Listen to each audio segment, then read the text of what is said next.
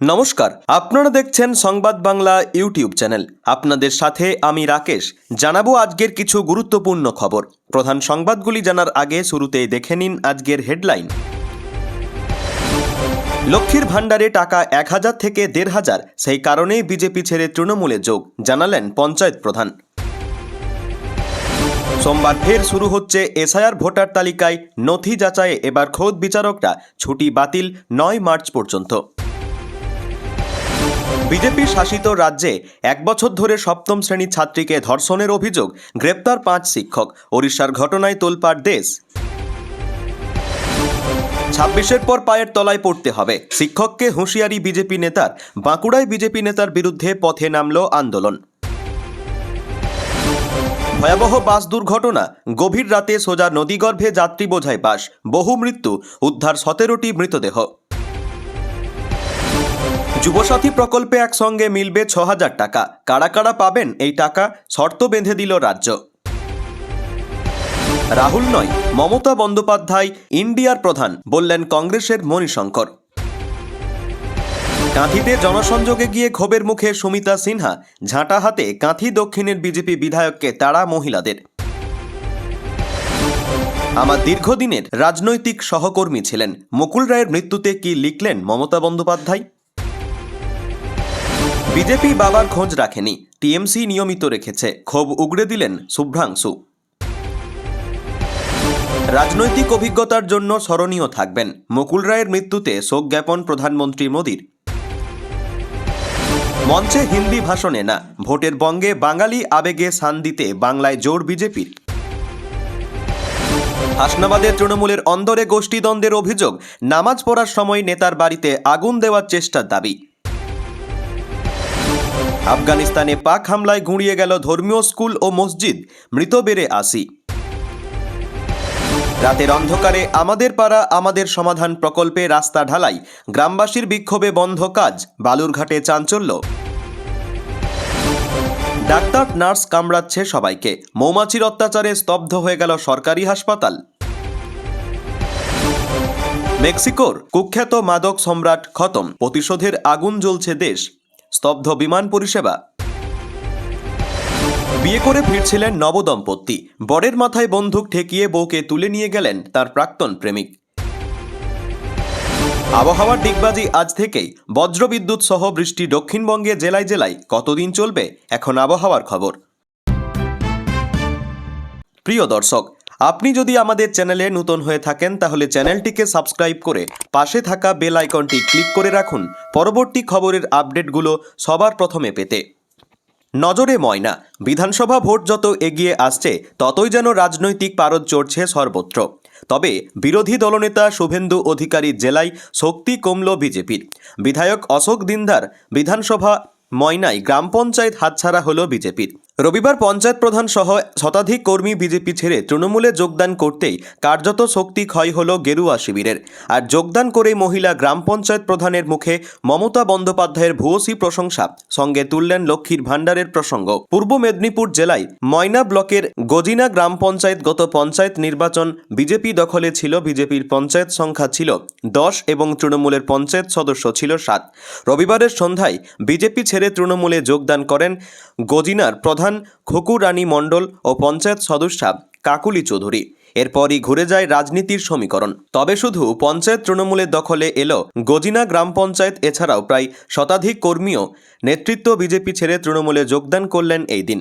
যদিও এই নিয়ে এখনও পর্যন্ত বিজেপির কেউ কোনো প্রতিক্রিয়া দেয়নি।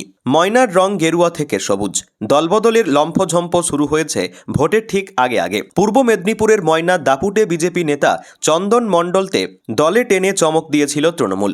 রং বদলানোর সময় চন্দনবাবু বিজেপির বিধায়ক অশোক দিনদার উপর ক্ষোভ উগড়ে দিয়েছিলেন।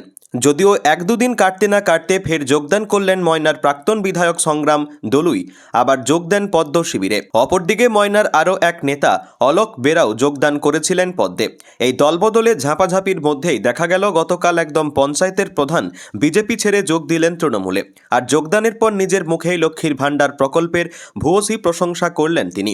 ফলে তৃণমূলের শক্তি বাড়াতে লক্ষ্মীর ভাণ্ডার প্রকল্প অনেকাংশেই সাহায্য করল বলে মনে করছেন রাজনৈতিক বিশ্লেষকদের। শিক্ষকদের একাংশ।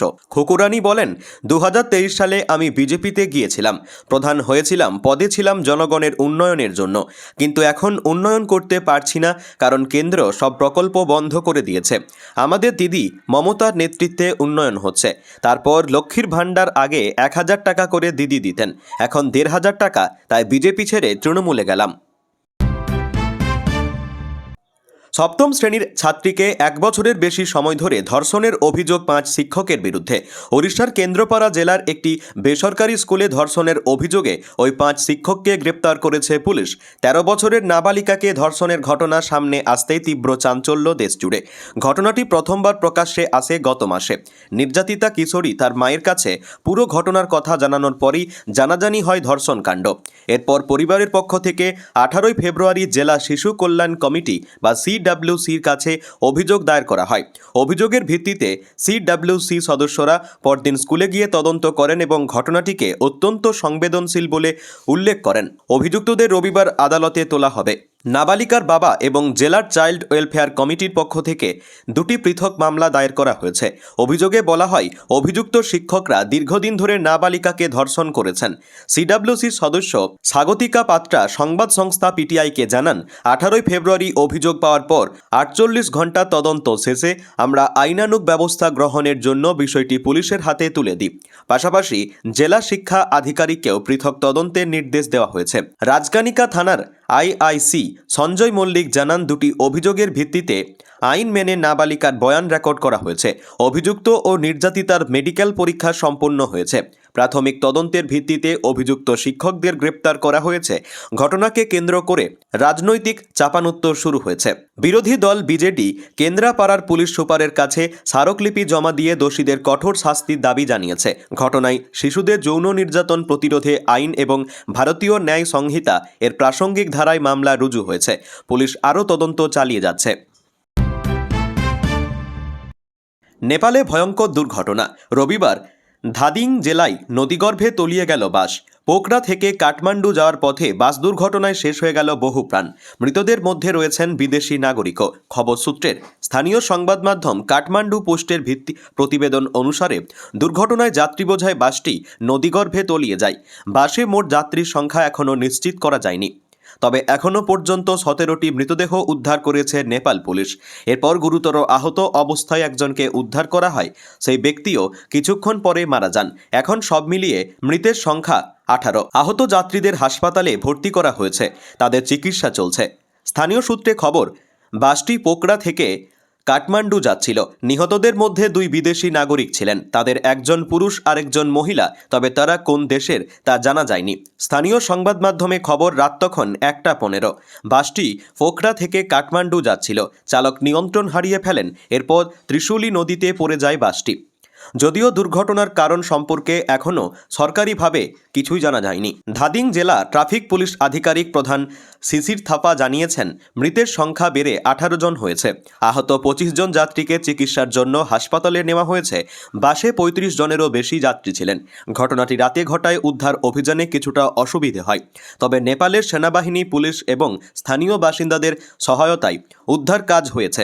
এই প্রথম নয়, নেপালে এর আগেও একাধিকবার এই ধরনের দুর্ঘটনা ঘটেছে। থমকে থাকা ভোটার তালিকার বিশেষ নিবিড় সংশোধন বা SIR প্রক্রিয়ায় পুনরায় সচল হতে চলেছে। সুপ্রিম কোর্টের নির্দেশ মেনে সোমবার থেকেই শুরু হচ্ছে তথ্য যাচাই স্ক্রুটিনির কাজ। তবে এবারের বিশেষত্ব হল, এই প্রথম ভোটারদের জমা দেওয়া নথিপত্র সরাসরি খতিয়ে দেখবেন কলকাতা হাইকোর্ট নিযুক্ত বিচার বিভাগীয় আধিকারিকরা। নির্ধারিত সময়ের মধ্যে কাজ শেষ করতে রাজ্যের সমস্ত বিচারকের ছুটি আগামী 9 মার্চ পর্যন্ত বাতিল করেছে হাইকোর্ট। ভার্চুয়াল বৈঠক ও রণকৌশল। রবিবার হাইকোর্টের প্রধান বিচারপতি সুজয় পালের নেতৃত্বে একটি উচ্চ পর্যায়ের ভার্চুয়াল বৈঠক অনুষ্ঠিত হয়। বৈঠকে উপস্থিত ছিলেন রাজ্যের মুখ্য সচিব নন্দিনী চক্রবর্তী, ডিজি পীযূষ পাণ্ডে এবং নির্বাচন কমিশনের আধিকারিকেরা। দায়িত্বপ্রাপ্ত বিচারকদের স্পষ্ট বুঝিয়ে দেওয়া হয়েছে যে ভোটার তালিকা থেকে কার নাম বাদ যাবে এবং কার নাম থাকবে তা সম্পূর্ণ নির্ভর করবে তাদের বিচার ও নথির সত্যতার উপর। কমিশনের পোর্টালে বিশেষ লগ ইন আইডি ব্যবহার করে বুথ ভিত্তিক তথ্য যাচাই করবেন তাঁরা। নজরদারিতে জেলা ভিত্তিক কমিটি এসআইআর নিয়ে সুপ্রিম কোর্টের নির্দেশ পালন করা হচ্ছে কিনা তার নজরদারির জন্য প্রতিটি জেলায় একটি কমিটি গঠন করেছেন কলকাতা হাইকোর্টের প্রধান বিচারপতি সুজয় পাল। এই কমিটিতে থাকছেন সংশ্লিষ্ট জেলার জেলা বিচারক, জেলা শাসক এবং পুলিশ সুপার। এই ত্রিস্তরীয় কমিটি পুরো প্রক্রিয়ার ওপর করা নজর রাখবে। কিভাবে হবে স্ক্রুটিনি? কমিশন সূত্রের খবর, বিচারকেরা পোর্টালে ঢুকে ভোটারদের এনুমারেশন ফর্ম এবং জমা দেওয়ার নথিপত্র দেখতে পাবেন। একই সঙ্গে বিএলও বা মাইক্রো অবজারভারদের পর্যবেক্ষণও তাদের সামনে থাকবে। সবটা খতিয়ে দেখে বিচারক সিদ্ধান্ত নেবেন যে আবেদনটি গৃহীত নাকি বাতিল। প্রতিটি সিদ্ধান্তের সপক্ষে বিচারকদের নিজস্ব পর্যবেক্ষণও নথিভুক্ত করতে হবে। সময়ের চ্যালেঞ্জ। আগামী 28শে ফেব্রুয়ারি চূড়ান্ত ভোটার তালিকা প্রকাশের লক্ষ্যমাত্রা নিয়েছে নির্বাচন কমিশন। হাতে সময় অত্যন্ত কম হওয়ায় কাজের গতি বাড়াতে বিচারকদের তৎপর হওয়ার নির্দেশ দেওয়া হয়েছে। আইনি জটিলতা কাটিয়ে স্বচ্ছ ভোটার তালিকা উপহার দেওয়াই এখন বিচার বিভাগ ও প্রশাসনের কাছে সবথেকে বড় চ্যালেঞ্জ।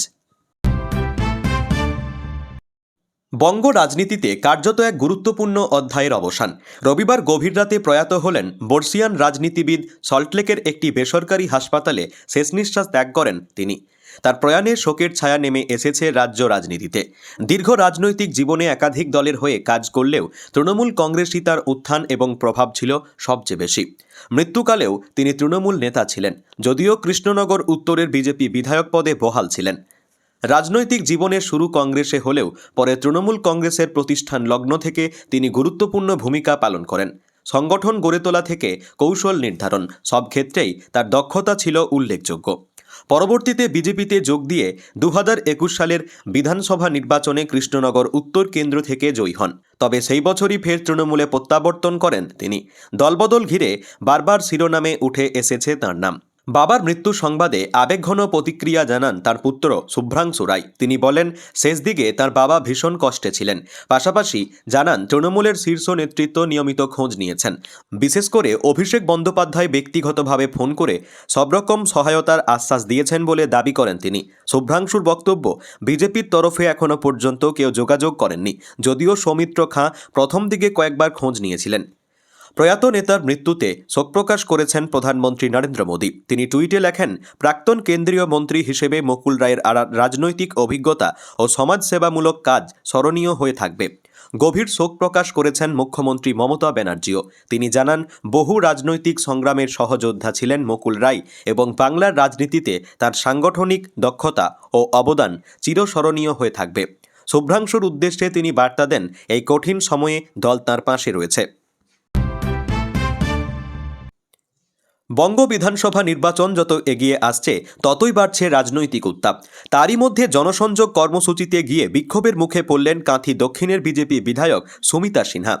রবিবার সকালে কাঁথি 3 নম্বর ব্লকের ভাজাচাউলি গ্রাম পঞ্চায়েতের ডুমুরবেরিয়া গ্রামে দলীয় নেতা কর্মীদের নিয়ে বাইক মিছিল করেন তিনি। অভিযোগ, সেই সময় স্থানীয় মহিলারা ঝাঁটা হাতে বিক্ষোভ দেখান। পরিস্থিতি উত্তপ্ত হয়ে উঠলে দ্রুত এলাকা ছাড়তে বাধ্য হন বিধায়ক। ঘটনার পর সুমিতা সিনহার দাবি, শান্তিপূর্ণভাবেই তারা গৃহ সংকল্প অভিযান কর্মসূচি করছিলেন। পরিকল্পিতভাবে প্রায় 30 জন মহিলাকে এনে বিক্ষোভ দেখানো হয়েছে এবং এর পিছনে শাসক দল তৃণমূল মদত রয়েছে বলে অভিযোগ তোলেন তিনি। অন্যদিকে তৃণমূল নেতৃত্ব এই অভিযোগ উড়িয়ে দিয়েছে। কাঁথি সাংগঠনিক জেলা তৃণমূলের চেয়ারম্যান তরুণ মাইতির দাবি, বিধায়ক দীর্ঘদিন এলাকায় সক্রিয় নন। সেই ক্ষোভ থেকেই সাধারণ মানুষ প্রতিবাদ জানিয়েছেন। তার কথায়, মানুষের অসন্তোষের কারণ না খুঁজে সাম্প্রদায়িক ইস্যু তোলার চেষ্টা করছে বিজেপি বিধায়ক।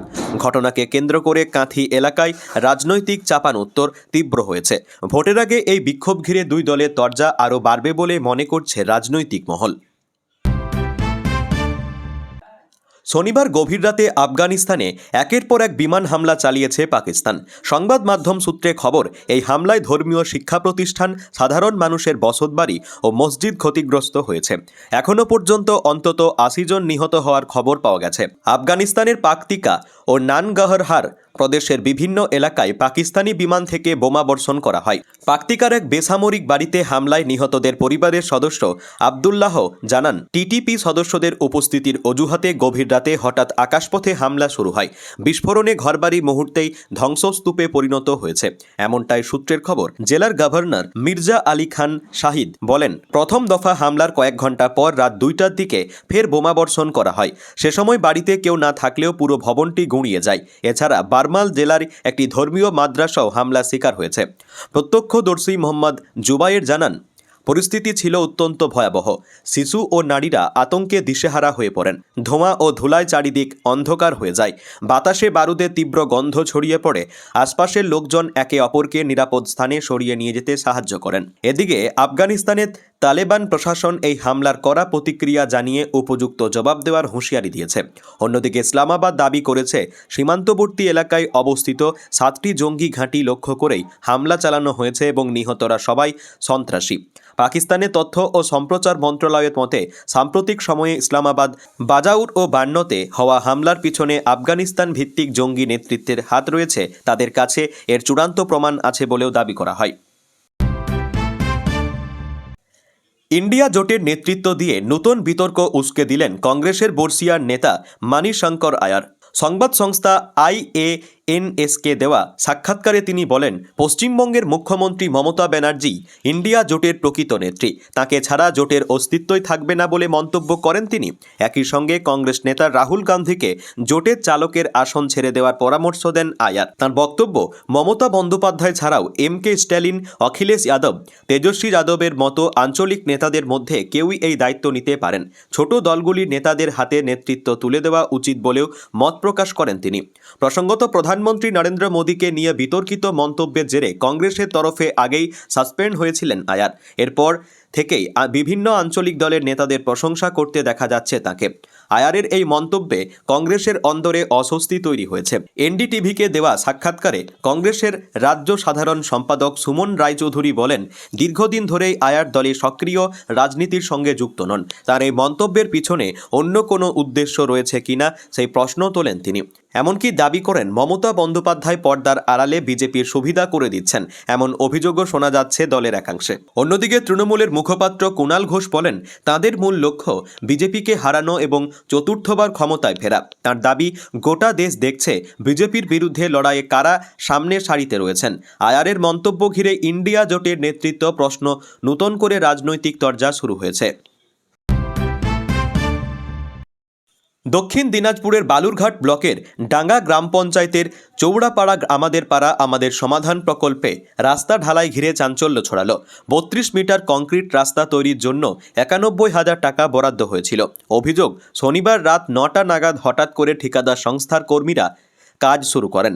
গ্রামবাসীদের দাবি, কোনো শিডিউল বোর্ড লাগানো হয়নি এবং রাতে গোপনে কাজ করা হচ্ছিল। রাতের শব্দে ঘুম ভেঙে যায় স্থানীয়দের। বাইরে বেরিয়ে তাঁরা দেখতে পান নিম্নমানের বালি ও মেয়াদ উত্তীর্ণ সিমেন্ট ব্যবহার করে ঢালাই করা হচ্ছে বলে অভিযোগ। ক্ষুব্ধ গ্রামবাসীরা কাজ বন্ধের দাবিতে বিক্ষোভ দেখান। পরিস্থিতি উত্তপ্ত হয়ে উঠলে পুলিশে খবর দেওয়া হয়। বালুরঘাট থানার পুলিশ ঘটনাস্থলে পৌঁছে পরিস্থিতি নিয়ন্ত্রণে আনে। পঞ্চায়েত সমিতির তরফেও রাতের কাজ বন্ধ রাখার নির্দেশ দেওয়া হয়। রবিবার দেখা যায়, সদ্য ঢালাই করা কংক্রিটে হাত দিতেই অংশবিশেষ উঠে যাচ্ছে। এতে অনিয়মের অভিযোগ আরও জোরালো হয়। বিজেপির জেলা নেতৃত্ব সরকারি অর্থ অপচয়ের অভিযোগ তুলেছে। পাল্টা তৃণমূল পরিচালিত পঞ্চায়েত সমিতির দাবি, বিষয়টি জানার পর কাজ বন্ধ করে দিনের বেলায় নিয়ম মেনে কাজ করার নির্দেশ দেওয়া হয়েছে। ঘটনাকে ঘিরে এলাকায় রাজনৈতিক চাপানুতোর তুঙ্গে। ওড়িশার বালাঙ্গীর ডিস্ট্রিক্ট থেকে এক নব দম্পতিকে ঘিরে চাঞ্চল্যকর অপহরণের অভিযোগ সামনে এসেছে। সম্প্রতি হরিবন্ধু পটেলের বিয়ে হয়। বিয়ের অনুষ্ঠান শেষে তিনি পরিবারের সদস্যদের সঙ্গে কান্তামাল এলাকায় যাচ্ছিলেন। অভিযোগ, পথে বড়াবান্ধা এলাকার কাছে তারভার রোডে তাঁদের গাড়ি আচমকায় আটকে দেওয়া হয়। হরিবন্ধুর দাবি, অভিযুক্ত যুবক আরও দুজনকে সঙ্গে নিয়ে আসে এবং আগ্নেয়াস্ত্র দেখিয়ে ভয় দেখায়। তার অভিযোগ, এরপর জোর করে তার সদ্য বিবাহিতা স্ত্রীকে গাড়ি থেকে নামিয়ে নিয়ে যায় অভিযুক্তরা। পুরো ঘটনাটি এতটাই আকস্মিক ছিল যে হরিবন্ধু ও তার পরিবারের সদস্যরা হতবাক হয়ে পড়েন। ঘটনার পর তারা তারভা থানায় অভিযোগ দায়ের করেন। পুলিশের কাছে হরিবন্ধু বন্ধু জানান, তার মাথায় বন্দুক ঠেকিয়ে স্ত্রীকে অপহরণ করা হয়েছে। অভিযোগ রয়েছে অভিযুক্ত যুবক তরুণীর প্রাক্তন পরিচিত। পুলিশ জানিয়েছে, অপহৃত তরুণী ও অভিযুক্তদের খোঁজে তল্লাশি শুরু হয়েছে। সম্ভাব্য সব দিক খতিয়ে দেখা হচ্ছে। ঘটনার পিছনে পূর্ব পরিকল্পনা বা অন্য কোনো কারণ রয়েছে কিনা তাও তদন্ত করে দেখা হচ্ছে। তরুণীকে নিরাপদে উদ্ধারের পাশাপাশি অভিযুক্তদের দ্রুত গ্রেপ্তার করাই এখন পুলিশের প্রধান লক্ষ্য। ঘটনায় এলাকায় ব্যাপক চাঞ্চল্য ছড়িয়েছে। বঙ্গোপসাগরে সৃষ্ট নিম্নচাপের প্রভাবে দক্ষিণবঙ্গে ফের বৃষ্টির সম্ভাবনা তৈরি হয়েছে। সোমবার থেকে কলকাতা সহ একাধিক জেলায় বজ্রবিদ্যুৎ সহ হালকা পূর্বাভাস রয়েছে বৃষ্টির। পূর্ব ও পশ্চিম মেদিনীপুর, ঝাড়গ্রাম, দক্ষিণ 24 পরগনায় বিক্ষিপ্ত বৃষ্টি হতে পারে। মঙ্গলবার এই জেলাগুলির পাশাপাশি কলকাতা, হাওড়া, হুগলি, উত্তর 24 পরগনা ও বাঁকুড়াতেও হালকা বৃষ্টির সম্ভাবনা রয়েছে। কোথাও ভারী বর্ষণের পূর্বাভাস নেই। আবহাওয়া দপ্তর জানিয়েছে, নিম্নচাপটি পশ্চিম বা উত্তর পশ্চিম দিকে সরে যেতে পারে, ফলে সরাসরি উপকূলে বড় প্রভাবের সম্ভাবনা কম। আগামী 24 ঘন্টা দক্ষিণবঙ্গে সর্বনিম্ন তাপমাত্রা প্রায় 2 ডিগ্রি বাড়তে পারে। এরপর সপ্তাহ জুড়ে তাপমাত্রায় বড় পরিবর্তনের ইঙ্গিত নেই। কলকাতায় সর্বোচ্চ তাপমাত্রা 31 ডিগ্রি এবং সর্বনিম্ন 20 ডিগ্রির আশপাশে থাকতে পারে। উত্তরবঙ্গেও সপ্তাহের শুরুতে দার্জিলিং, কালিম্পং ও জলপাইগুড়িতে হালকা বৃষ্টির সম্ভাবনা রয়েছে এবং আলিপুরদুয়ার, কোচবিহার, 2 দিনাজপুর ও মালদহে শুষ্ক আবহাওয়া বজায় থাকবে। বুধবার থেকে উত্তরবঙ্গেও ফের শুকনো আবহাওয়ার পূর্বাভাস। আজ সোমবার 23 তারিখ। এই ছিল আজকের কিছু গুরুত্বপূর্ণ খবরের সংক্ষিপ্ত আপডেট। সংবাদগুলো যদি আপনাদের ভালো লেগে থাকে তাহলে ভিডিওটিতে অবশ্যই লাইক দিন এবং বন্ধুদের সঙ্গে শেয়ার করুন। প্রতিদিন সবার আগে নির্ভুল ও আপডেট খবর পেতে আমাদের সংবাদ বাংলা চ্যানেলটি সাবস্ক্রাইব করে পাশে থাকুন। ধন্যবাদ। আবারও দেখা হবে নতুন খবর ও আপডেট নিয়ে।